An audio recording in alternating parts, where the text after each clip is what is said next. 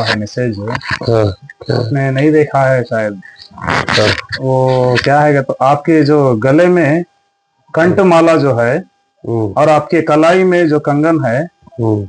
ये किस तरह का इस्लाम है कि कोई भाई आपसे पूछ रहा है, तो इसके बारे में कुछ बताइए साहब। देखिए, एक बात है, उसका नाम ही कमेंट है। कमेंट कम्युनिकेशन नहीं है। जी साहब। कमेंट बोले तो क्या है, उसका ख्याल है।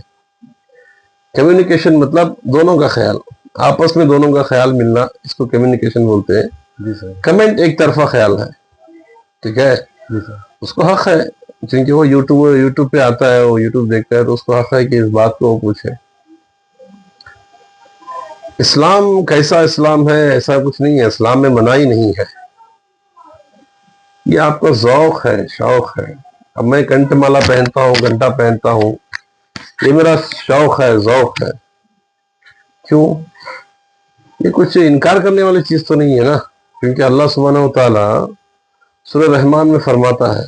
क्या फरमाता है अल्लाह सुब्हानहू व तआला कि मरजल बहरैनी यल्तक़ियान बैनहुमा बरज़ख़ुन ला यबग़ियान, दो नहरें मिलते हैं समंदर में, ऐसी एक जगह भी है, वो भी हमारे लिए नेमत है। समंदर कौन सी नेमतें देता है हमें। हर चीज। सिर्फ मछली खाना ये नहीं है, समंदर में हीरे हैं, मोती हैं। उसके बाद में कहा गया है कि लूलू वल मरजान, ये आयत है, मोती और मरजान है, याकूत और मरजान है। ये तमाम जो चीज़ें हैं, ये समंदर से निकलती हैं। ये अल्लाह की नेमत है। कुरान कहता है कि ये अल्लाह की नेमत है। अब जिसको मयसर हो वो पहने, इसमें कोई हर्ज नहीं है। हाँ, अगर कुछ ऐसी चीज़ है कि भाई नाजायज जानवर की कुछ हड्डी है या कुछ उल्टा सीधा कुछ चीज़ें हैं, उसको पहनना नाजायज है, या तुम अपनी तरफ से कुछ टैटू बनाते हो या ये करते हो, वो लगाते हो, तो अलग बात है। इसको अल्लाह ने अता किया है, ये अल्लाह की दी हुई नेमत है, और जिसको मैसर है वो पहनेगा, अल्हम्दुलिल्लाह। और कंठे तो चलो फिर मेरे को शौक है, और अल्लाह उसके रसूल का फजल है, मेरे पीर का करम है कि मेरे पास है भी, मैं पहनता हूँ उसमें। और ये मत समझना कि मैं उसको अपनी तकब्बुरी में पहनता हूँ, ऐसा नहीं है। हमारे यहाँ बुजुर्गों ने कहा है कि गर्दन है ना झुकी होनी चाहिए।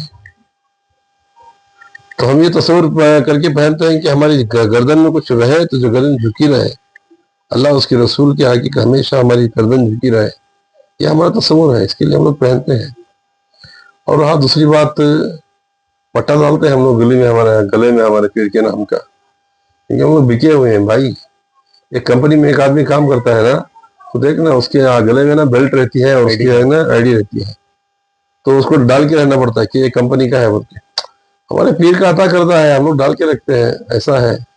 और लाजिम नहीं है कि पहने, इस्लाम मना नहीं करता, वो अपने ज़ौक़ की बात है। और रहा कंठे की बात, जिस भाई ने भी ये बात पूछा है कि कड़े की बात जो है, देखो मैं भी चांदी का कड़ा पहना हूँ,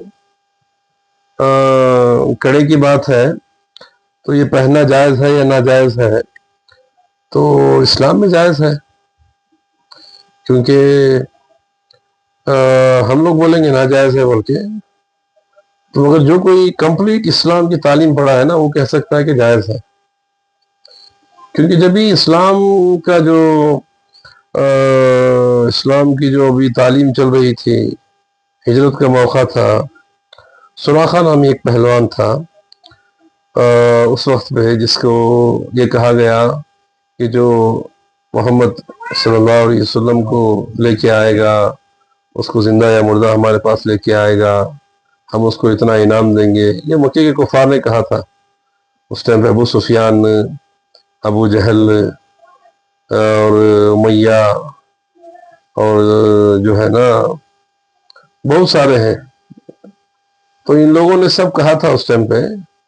तो वो सुराखा जो है ना, वो पहलवान था, तो वो गया था सरकार का पीछा करते हुए, सरकार को مارنے کے لیے.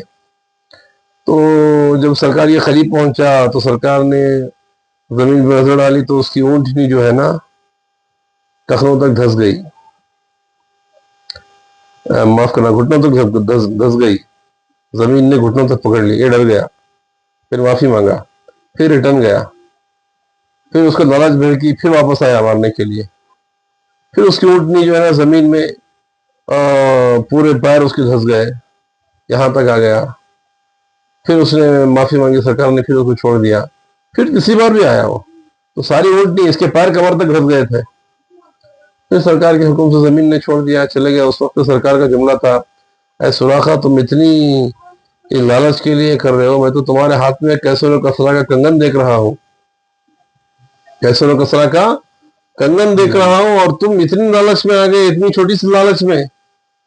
کیسر و کسرا کا کنگن کوئی معمولی کنگن نہیں تھا، وہ سونے سے جڑا ہوا اتنا جاڑا اتنا موٹا کنگن تھا وہ، اور اس پہ دنیا کے سب سے بیش قیمتی ہیرے جڑے ہوئے تھے اس کے اوپر. سبحان اللہ. ایسا کنگن سرکار نے سراخا کے ہاتھ میں پہنانے کے لیے کہا. سبحان اللہ. اور سراخا نے اس وقت پہ ایمان لے کے آئے. آپ سراخا تھے، سراخا رضی اللہ عنہ ہو گئے.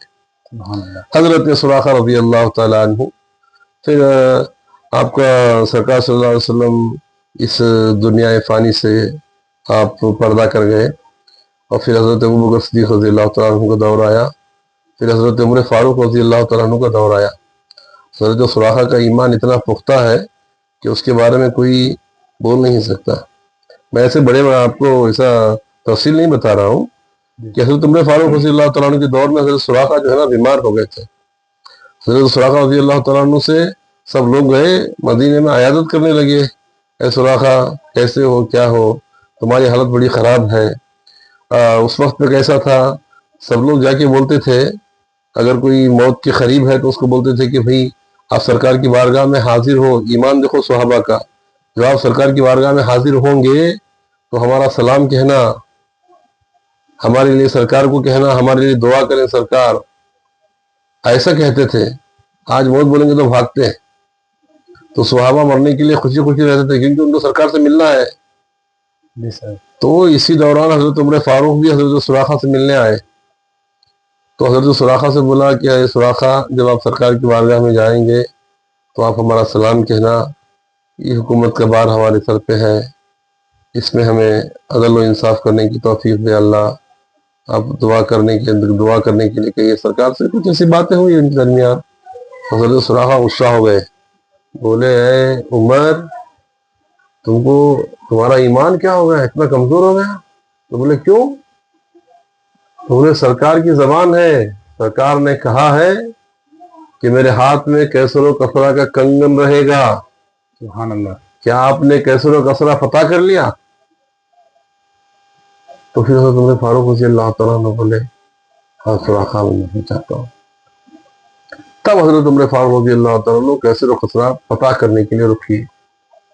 کیسر و کسرا کو فتح کیا، اس کنگن کو حاصل کر کے پھر آپ سراخا رضی اللہ تعالیٰ عنہ کے پاس میں آئے. وہ کنگن لا کے حضرت سراخا کو دیا، کہا کہ سرکار کی زبان آج پوری مکمل ہوگی. سبحان اللہ. تو سراخا رضی اللہ تعالیٰ عنہ نے وہ سونے کا ہیروں سے جڑا ہوا کنگن، دنیا میں اس کنگن کی قیمت کوئی لگا نہیں سکتا، ایسا کنگن پہنا. پہننے کے بعد بولے اب جس کو بولنا ہے بولو، کیونکہ اب مجھے میری گارنٹی نہیں ہے، اب میں کبھی بھی سرکار کے پاس جا سکتا ہوں. ایسا ایمان تھا. اگر کنگن پہننا ناجائز ہوتا تو سرکار پہنانے والے کون؟ دو عالم کے آقا جنہوں نے اسلام سکھایا، وہ کہتے ہیں کہ سراخا تمہارے ہاتھ میں کیسر و کسرا کا کنگن دیکھ رہا ہوں. پہنانے کہنے والے اور پہنانے والا کون؟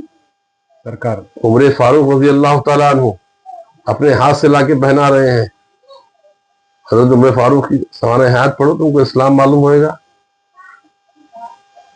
ایسے شخص ہیں جنہوں نے جو ہے 75% دنیا پہ حکومت کی، کتنے سارے فتوحات کے، اسلام میں نہیں تھے وہ. یہ سب باتیں ہیں، جس کو جیسا ہے، جو جتنا جانتا ہے اس کے لیے اتنا ہے. خیر ان کو نامعلوم رہے گا، اس کے لیے ہم لوگ کچھ نہیں کہہ سکتے. اللہ ہم کو، ان کو اور سننے والوں کو سب کو मुकम्मल मालूमात की तौफीक अता फरमाए। आमीन आमीन सुम्मा आमीन। आमीन।